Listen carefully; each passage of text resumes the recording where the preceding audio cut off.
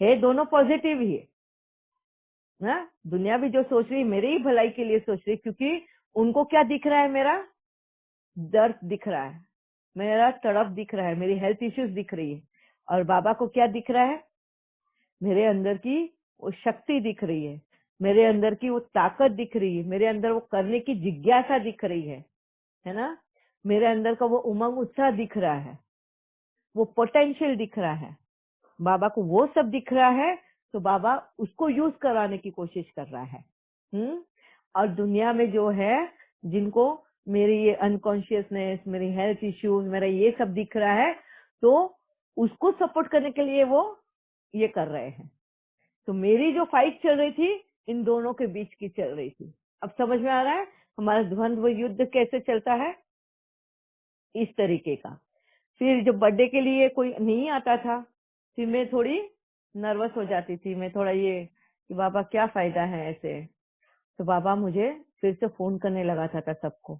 मैं बोले ये लोगों को इतनी अकड़ है, बर्थडे मैं मना रही हूँ, बर्थडे बॉय इधर है, सब लोग हैं इधर यहाँ पे, तो उनको तो सिर्फ आना है ना, उनको तो कुछ भी नहीं करना है, फिर भी ये लोग इतनी अकड़ दिखाते हैं। मैं अभी तक तो परिवर्तन नहीं हुआ है ना, तो मुझे उनके अंदर की अकड़ दिख रही है, क्योंकि मेरे अंदर अहंकार है। मेरे अंदर अहंकार होने की वजह से मुझे उन सब में भी वही दिखाई दे रहा है ना। मैं उनकी उन भावनाओं को पहले नहीं देखा। पहले मेरे को क्या दिखाई दे रहा है कि वो नहीं आना चाहते हैं, तो मैं क्यों बार बार उनको फोन करके बुलाऊं। और बाबा मुझे जबरदस्ती बोलता था, कर फोन, बुला उनको, मिन्नतें कर उनकी कि वो आए, वो तेरा ब्रह्म भोजन खाए, इम्पोर्टेंस बता ब्रह्म भोजन का, हाँ, इसका निराधार नहीं करना, ये बातें बता उनको।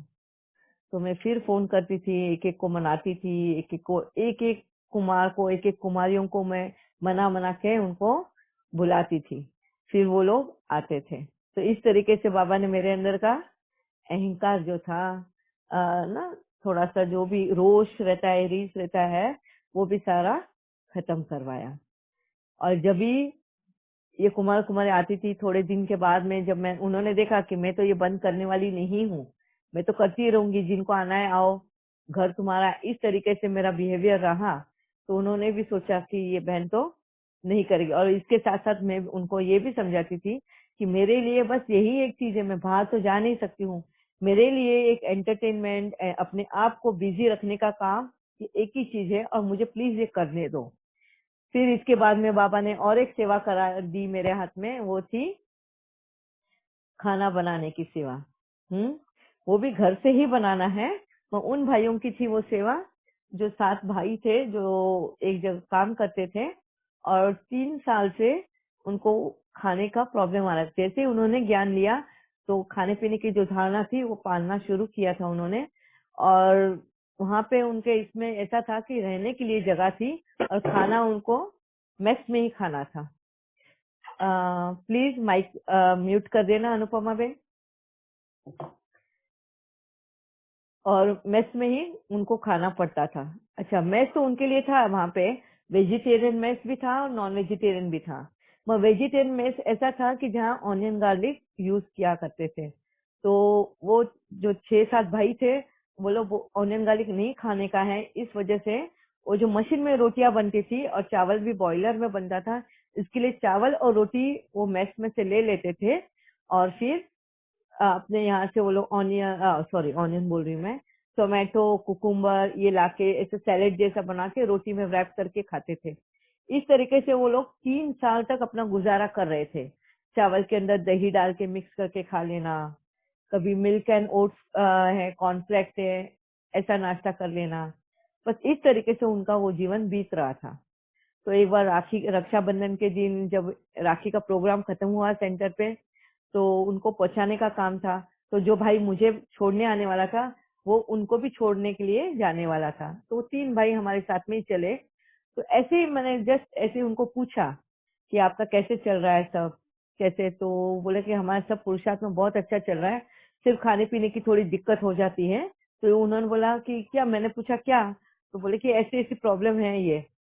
तो उसी वक्त जैसे बाबा ने जो भाई मुझे छोड़ने आने वाला था, उससे कहलवा दिया मैसेज।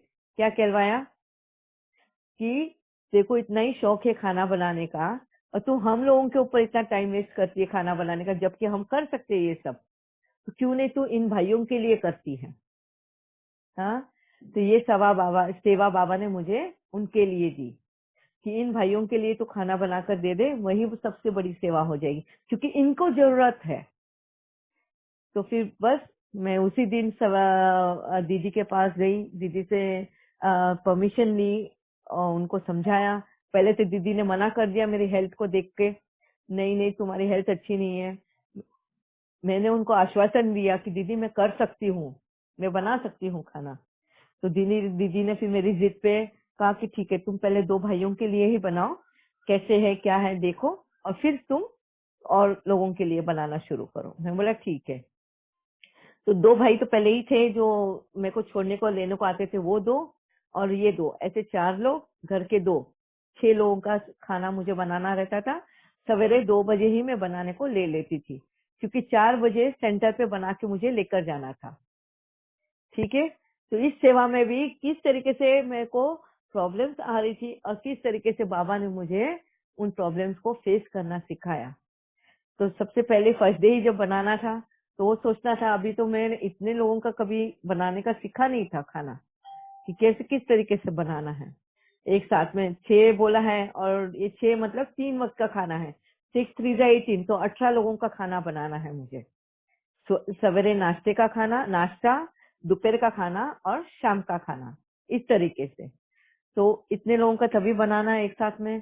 तो ले तो लिया था अंदाजे से, कटिंग के लिए, ये करने के लिए। और नेक्स्ट डे जब बनाने गई तो नमक का इसका अंदाजा नहीं आ रहा था, क्योंकि दिख भी नहीं रहा था बराबर कितना तेल डालना है, कितना बड़ा टोप लेना है। मतलब राइट मेरे को स्क्रैच से मुझे एक बड़ा सा ना, एक ऐसा लग रहा था कि माउंटेन हिलाना है मुझे। बिना नजरों के काम करना बहुत डिफिकल्ट है वैसे देखा जाए तो। क्यों? क्योंकि उस वक्त मुझे आदत नहीं थी दूसरे 4 ऑर्गन्स को यूज कैसे करना इसकी। तो ऐसे इसमें फिर बाबा ने मुझे उन 4 ऑर्गन्स का इम्पोर्टेंस भी बताया। कौन से 4 ऑर्गन? सुनने की शक्ति, सूंघने की शक्ति, हाँ, टच की शक्ति और टेस्ट की शक्ति।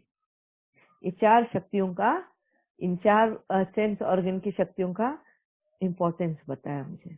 जरूरी नहीं है कि आंखें ना हो तो हम कुछ कर नहीं सकते, ये मेरे को बाबा ने सिखाना शुरू किया उस वक्त। तो जब भी पहली बार तो मैंने टोप रखा, अंदाजे से तेल डाला, कितना डाला ये पता नहीं, फिर गर्म हुआ नहीं हुआ ये समझ में नहीं आ रहा है। तो वो देखने गई तो कितना दूर है मेरा हाथ उस टोप से ये समझ में नहीं आ रहा है, और सीधा लेके मैंने हाथ तेल के अंदर डाल दिया। ये हो जाने की वजह से मेरा हाथ पूरा जल गया तेल की वजह से, और मैं उस वक्त डर गई। ये डर कि जली, उसका डर नहीं था मुझे ये डर था कि कहीं मेरा जला हुआ हाथ देख के मेरी जोन दीदी, जो भाई है, और मेरे युगल, ये तीनों मिलके मेरी सेवा ना बंद कर दे। हैं, वो बोल रहे देखा इसी के लिए मना कर रहे हम तेरे को बनाने के लिए, ये सोच के वो बंद ना कर दे। इसके लिए मैंने फटाफट वो पानी में हाथ डाला और अपना खाना फिर से बनाया, एकदम नॉर्मल की तरह मैंने अपने आप को बताया कि मैं बहुत नॉर्मल हूँ, इस तरीके से। और जब वो खाना लेके जाने के वक्त आया, वो भाई आया, खाना एक हाथ में पकड़ा और मेरा हाथ पकड़ा। जैसे ही मेरा हाथ पकड़ा उसने, उस जले हुए ही के ऊपर उसने पकड़ लिया और मेरे मुंह से तभी चीख निकल गई। और तब उसने देखा कि मेरा हाथ इतना जल गया। उस वक्त तो वो कुछ बोला नहीं, क्योंकि ना अमृत वेला में सवेरे सवेरे बात करना का पसंद नहीं है, तो हम तो चले गए उस वक्त। सिर्फ उसने देख लिया कि जल गया है हाथ। फिर आते वक्त उसने बोला कि आज से खाना बनाना बंद।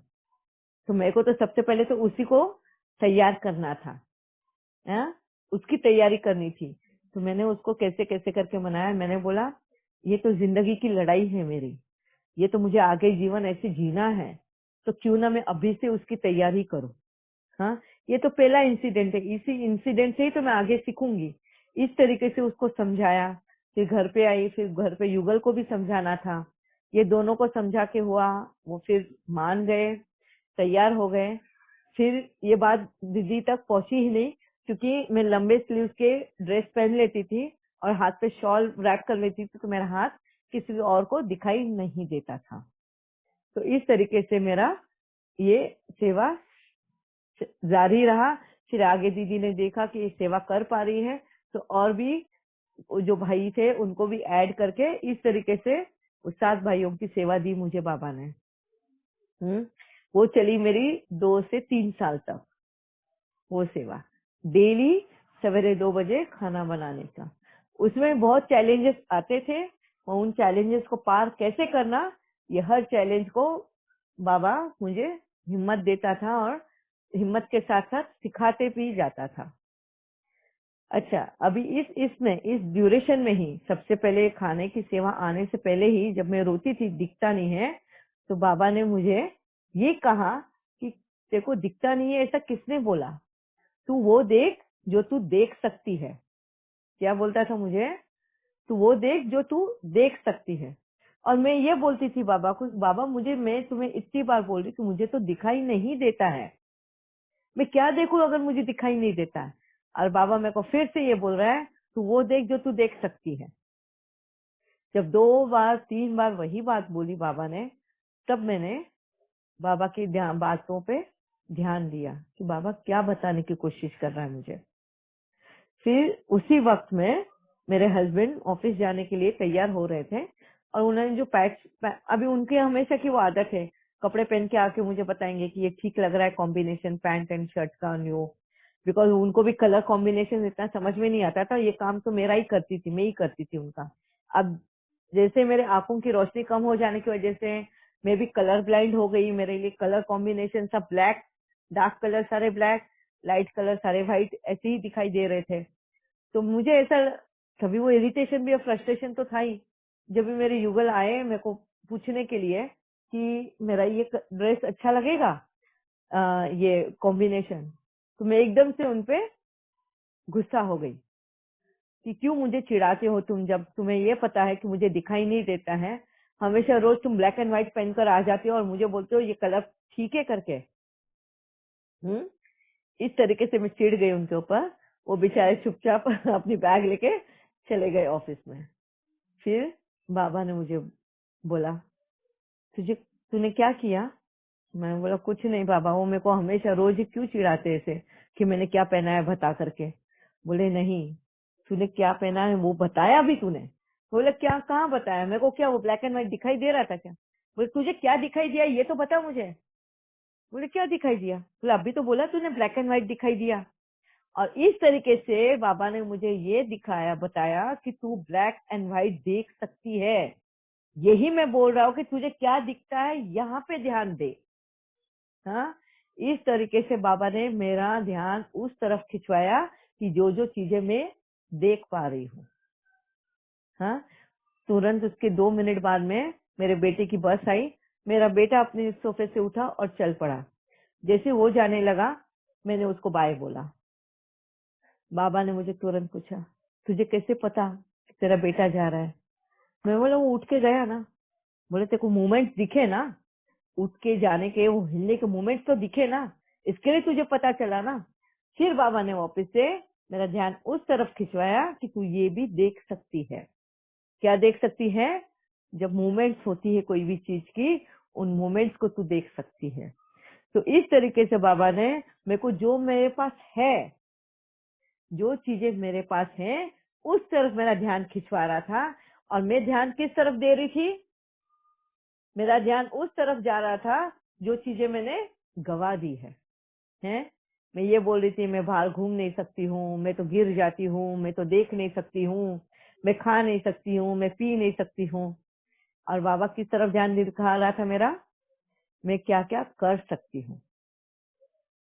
इस तरीके की बाबा की पालना मेरे साथ चालू थी, है ना वंडरफुल? अभी आप लोगों को भी लगता होगा कि यस, बाबा मुरलियों के द्वारा हमें भी यही डायरेक्शन देता है। जब जब हम रोते बैठते हैं तो बाबा की मुरली के डायरेक्शंस में हमें भी यही डायरेक्शंस मिलते हैं, मगर हम नजरअंदाज कर देते हैं, हम फॉर ग्रांटेड ले लेते हैं। हम ध्यान ही नहीं देते हैं कि बाबा हमें क्या बताने की कोशिश करता है। हम उन दुनिया की ही बातों के पास ध्यान देते हैं। जैसे मैंने आपको डिफरेंस बताया ना, दुनिया का और बाबा का देखने का नजरिया और दुनिया का देखने का नजरिया दोनों भी सही है। और दुनिया हमें एज ए पेशेंट देख रही है और बाबा हमें एज ए शक्तिशाली रूप देख रहा है। इसके लिए बाबा हमेशा हमें क्या बोलता है मुरली में, मैं तुम्हारा अनादि स्वरूप देखता हूँ। क्या बोलता है, मुझे तुम्हारा अनादि स्वरूप दिखाई देता है। जब जब वो ऐसा बोलता है तब तब समझना है हमें कि हमारे अंदर कितनी शक्तियां भरी हैं, हम क्या नहीं कर सकते हैं।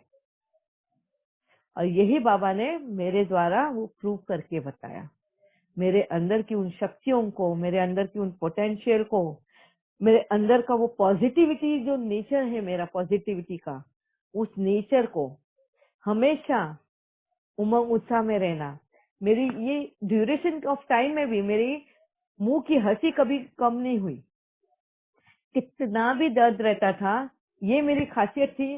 और इसके लिए तो मैं भी बोलूंगी कि यस, मेरे जीवन की पूरे बचपन से लेके अभी तक की मेरी ये खासियत है। मेरी मुख के ऊपर से किसी को भी ये पता नहीं चलेगा कि मेरे अंदर कितना दर्द है या दुख है या कोई पेन हो रहा है मुझे। हाँ, मेरे होठों की हंसी कभी भी गायब नहीं हुई। और ये मेरा दुबई का परिवार भी हमेशा इस बात के लिए तारीफ करता था। इसीलिए उनको किसी को पता ही नहीं चलता था मैं किस दौर से गुजर रही हूँ। आज भी दुबई के परिवार को अगर अभी वो सुनेंगे तो उनको पता चलेगा कि अरे बाप रे, इसका तो ऐसा जीवन गया है। उन परिवार को भी अभी तक पता नहीं है कि क्या क्या डिफिकल्टीज मैंने फेस करी, जो सिर्फ एकदम ही नजदीक में मेरे रहे हैं, बस उन्हीं को पता है। तो इस तरीके से बाबा की मेरे को पालना मिलती जा रही थी और मैं मेरी इस जंग को जीतते जा रही थी, इस लड़ाई को सक्सेसफुल करते जा रही थी। इसके बाद में ऑलमोस्ट 2 साल हुआ ये लड़ाई जीतते जीतते लड़ते लड़ते आगे बढ़ रही थी। फिर 2 साल के बाद में जब बाबा मिलन आया फिर से, फिर जब वहां पर गई तो बाबा ने मेरे से, दिसंबर का ही महीना था, 31 दिसंबर मेरा हमेशा ही लाइफ का टर्निंग पॉइंट रहा है। हर 31 दिसंबर आफ्टर सर्जरी की बात था। तो तभी भी मैं जब 31 दिसंबर को वहां पे पहुंची, 31 दिसंबर की बाबा मिलन के लिए, तो मैं वहां पे 17 या 18 तारीख को मैं पहुंची। यस, ऐसे ही कुछ था क्योंकि मेरे को राइट 10 दिन तक बाबा ने योग भट्टी में बिठाया था। 30 दिसंबर से 30 दिसंबर मतलब 20 दिसंबर से लेके 30 दिसंबर तक मुझे बाबा ने योग भट्टी कराई। कितने घंटों की योग भट्टी थी वो मेरी? 18 से 20 घंटा, 18 to 20 आवर्स की योग भट्टी एक साथ में करनी है मुझे। क्यों? क्योंकि ना मेरा खाना, ना मेरा पीना, ना खाना पीना है, तो सोना भी मेरा कम है क्योंकि वैसे भी अल्सर का पेन होता था मुझे, तो नींद भी मेरी कम थी। और खाना पीना नहीं है तो मुझे और दूसरे काम ही नहीं है, ना टॉयलेट में जाना है, ना कुछ करना है, ना डाइनिंग हॉल में जाके खाना खाना है, ना कुछ, है ना। सिर्फ चाय थोड़ी सी लेती थी तो थर्मस में भर के ही मैं अपने साथ में लेके जाती थी, वो भी एकदम थोड़ी पी सकती थी मैं, ज्यादा भी नहीं जाता था मुझे। तो इस तरीके की योग भट्टी मेरे से बाबा ने कराई। मैं उस योग भट्टी में मैं आज भी सोचती हूँ, उस वक्त बहुत ताजा ताजा था तो मुझे याद है कि बाबा मेरे साथ में, मुझे ऐसा लगता था कि बाबा भी मेरे साथ बैठा हुआ है और इस योग भट्टी में मैं बाबा से वार्तालाप कर रही हूँ ना, हमारी रूह रुहान चल रही है। और बहुत सारे मुरली के क्वेश्चंस रहते थे, ये रहते थे। और सबसे ज्यादा मेन जो मेरा पार्ट था वो था शांति का। एकदम वो जो योग भट्टी में मैं बैठती थी, जो बाबा से कनेक्ट होती थी और वो घंटों तक बैठ जाती थी मैं, और शांति का, जैसे मन एकदम, दिमाग एकदम शांत हो जाता है, वो मुझे अनुभव होता था वहां पे। और राइट 10 दिनों के बाद में, शाम का वक्त था, वो योग भट्टी जैसे खत्म होती है ना, तो हमें वरदान मिलता है, जैसे हमारी कोई तपस्या खत्म हो, है ना। तपस्या खत्म होने के बाद में हमें एक प्रसाद के तौर पे दिया जाता है, हाँ, टोली दी जाती है या कुछ भी ऐसे। तो इसी तरीके की ये मेरी योग तपस्या थी। ये जैसे ही खत्म हुई मेरी, 30 तारीख के शाम को अचानक से, अब प्लीज माइक म्यूट कर देना अर्चना बेन। तो जैसे ही मैं इसमें आई तो बाबा एकदम मुझे ऐसे दिखाई दिया कि शिव बाबा और ब्रह्मा बाबा वहां पे मुझे दिखाई दिए हैं। मैं उस वक्त बाबा के रूम में बैठी हुई थी, ज्ञान सरोवर के बाबा के रूम में बैठी थी, और मैं अकेली ही थी वहां पे। बाकी के सब क्लास मतलब ना संगठन में योग चलता था, तो हारमोनी हाउस के इसमें वहां पे बैठे हुए थे, और मैं अकेली बाबा के रूम में थी वहां पे। सॉरी, कुटिया में ऊपर, नॉट नीचे, ऊपर कुटिया में बैठी हुई थी। और उस वक्त में मुझे ऐसा महसूस हुआ कि ब्रह्मा बाबा और शिव बाबा दोनों जन मेरे सामने आके बैठे हैं, और दोनों अलग। मैंने आज तक कभी ये महसूस ही नहीं किया, मैंने कभी अपना दिमाग ही नहीं चलाया कि ब्रह्मा बाबा और शिव बाबा अलग है। मेरे को दोनों वो सेम ही है, ऐसे ही समझ में आता था।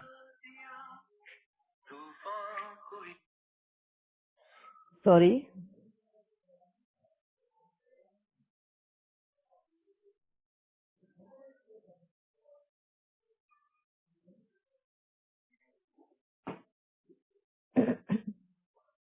वो एकदम सामने दिखाई दिए। पहले तो मुझे लगा कि मैं इतने दिनों की योग भट्टी में बैठी हुई हूँ, उसी उसी इसमें बैठी हुई हूँ, तो शायद मुझे इल्यूजन हो रहा है, मेरा ये भ्रम होगा। तो मैंने आंखें एक दो बार ऐसे ऐसे बंद की, खोली, वापस हिली डुली, फिर उठ के खड़ी हो गई, फिर वापस से बैठी, तो भी बाबा शिव बाबा वहीं पे है। तो मुझे थोड़ा सरप्राइजिंग लगा कि वाकई में ये है, या कहीं मैं ही कहीं और चली गई हूँ, मैं ही ना सपनों की दुनिया में हूँ। मैंने अपने आप को पिंच भी किया, बहुत सारी ऐसी हरकत की। अगर समझो कोई और दूसरा वहां पे बैठा रहता ना, तो वो तो बोलता था कि ये तो शायद पागल हो गई है। इस तरीके की हरकतें मैं वहां पे कर रही थी, ताकि मैं अपने आप को वहां पे हूँ और बाबा और शिव बाबा मुझे दिखाई दे रहे हैं, ये मुझे गारंटी हो, मुझे विश्वास हो। इसके लिए मैं वो सब कर रही थी, और वाकई में वहां पे वो दोनों थे। और मैं इतना खुश हुई, मेरे आंखों से पानी बहना शुरू हुआ, और जस्ट उनको देखते ही रही, मेरे मुंह से कुछ भी और नहीं निकला। बस जब यकीन हो गया कि यस, शिव बाबा एंड ब्रह्मा बाबा मेरे सामने प्रकट हुए हैं, मेरे को दिखाई देने लग गए हैं, और मेरा तो खुशी का पारा ही नहीं रहा। और ये मेरा फर्स्ट टाइम था, जैसे मैंने कहा ना कि फर्स्ट टाइम जब बाबा ने बोला और मैंने सुना और उस बात को समझा। अभी तक जो मेरा वो था, वो मेरे लिए जो था वो स्ट्रॉन्ग टचिंग थी, बाबा की स्ट्रॉन्ग टचिंग, मतलब बाबा की आवाज आ रही है मगर बाबा दिख नहीं रहा है। समझ में आ रहा है कि अभी जो बाबा मेरे को जो सिखा रहा था, जो जर्नी में मेरे इसमें, कि किस तरीके से मेरे को नहीं दिखता है, तो ये क्या दिखा, ये क्या दिखा, ये जो था, ये बाबा की आवाज उस वक्त आ रही थी मगर बाबा दिख नहीं रहा था। ये स्ट्रॉन्ग टचिंग मेरे को मिल रही थी, टचिंग ही मैं बोलेगी, क्योंकि आवाज आना मैं टचिंग ही बोलूंगी, क्योंकि हमको जब आवाज आती है ना बाबा की, हमको हमारी ही आवाज में, हमारा खुद का ही आवाज में हमको वो बाबा समझाता है, इसके लिए मैं उसको टचिंग बोली। ठीक है, मगर अब मुझे बहुत क्लियर शिव बाबा भी दिखा एंड ब्रह्मा बाबा भी दिखा। ब्रह्मा बाबा एकदम व्हाइट एस्ट्रल बॉडी में, and Shiv Baba point of light, bright red point of light, yellowish goldenish जैसे बोलते हैं ना, वो उस तरीके का, जैसे सन हो। बस सन को हम देख नहीं सकते हैं क्योंकि आंखों को तकलीफ होती है, और शिव बाबा को देखने को कोई तकलीफ नहीं होती। बस यही फर्क था, और मैं तो वो एक्सप्रेस ही नहीं कर सकती, शायद आप लोगों को समझा नहीं पा रही हूँ। जो मैंने वहां पे वो देखा, वो जो फर्स्ट मेरा ये बाबा के साथ का जो ये था, बहुत ही अलग अनुभव था वो। और ये जब भी बस मेरा उस वक्त में इतना ही मेरा साथ रहा बाबा के साथ में, एंड फिर शिव बाबा एंड ब्रह्मा बाबा वहां से चले गए। फिर मैं उठ के रूम पे आई, फिर मुझे ना वापस से ऐसा महसूस करना था कि वाकई में ये मेरा सपना तो नहीं है। फिर मैं रूम पे आई, मैं बैठी और फिर से मैं बाबा को धीरे से आवाज लगाया, शिव बाबा को पहले और ब्रह्म बाबा को, कि वाकई में आप लोग मुझे दिखे थे क्या? ये मेरा भ्रम तो नहीं है? सच्ची में तुम लोग मेरे पास आए हो और मैं आपके पास आई हूँ। एंड तुरंत उस वक्त फिर से शिव बाबा और ब्रह्म बाबा मेरे सामने आए। उसी वक्त में वो दोनों जब सामने आए तब मुझे अभी यकीन हो गया कि मैंने वो जीत हासिल कर ली। और ये जीत वो थी कब हमें ये हमारा स्टेज आता है, ये स्टेज पे हमें पहुंचने के लिए हमें अपने विकारों से संपूर्ण रूप से, विकारी वृत्ति, विकारी ये एंड विकारी संस्कार, इन सभी से हम जब मुक्त हो जाते हैं उस वक्त हम बाबा के इतने समीप आ जाते हैं कि बाबा हमें दिखाई देता है, बाबा का सहवास हमें मिलता है और बाबा की बातें जो बाबा जब बोलता है वो हमें समझना शुरू होता है। सुनने को मिलता है बाबा की आवाज। और ये सबसे तकदीरवान में शायद हूँ, मुझे पता नहीं और किसके अनुभव हैं ऐसे या नहीं, ये तो मुझे पता नहीं है, पर मैं अपने आप को बहुत भाग्यशाली समझती हूँ इसके लिए। मैं ये यहाँ तक पहुंचाने के लिए भी सबसे ज्यादा काम मेरे बाबा ने ही किया है मेरे साथ में। उस वक्त तक तो मुझे शिव बाबा और ब्रह्मा बाबा साथ में ही है, कंबाइन स्वरूप में ही थे।